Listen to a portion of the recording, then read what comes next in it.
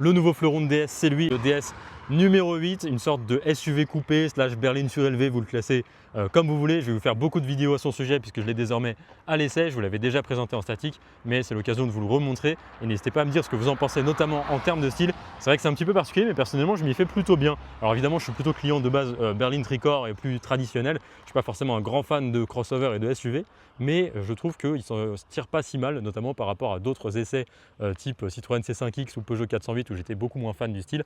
Là, je trouve qu'il a sa personnalité. Pareil, j'aime beaucoup l'intérieur que je trouve assez original. Même si tout n'est pas parfait, je vous en reparlerai plus en détail dans d'autres vidéos. Mais au moins, il a sa personnalité et à conduire, c'est franchement sympa. Je vous en reparlerai également. Il est disponible à partir de 60 000 € uniquement en version 100% électrique. Il commence en traction avec une petite batterie. Enfin, petite, ça reste relatif puisqu'il a 73,7 kWh de capacité pour la plus petite batterie. Puis une version 92,7 kWh qui annonce jusqu'à 750 km d'autonomie, un petit peu moins pour le modèle que je vous présente ici puisque c'est une version all-wheel drive, donc à deux moteurs qui consomment forcément un petit peu plus, mais je trouve que le package global est plutôt sympa et à vrai dire plus intéressant que les Peugeot i3008 et i5008 qui m'avaient pas mal déçu.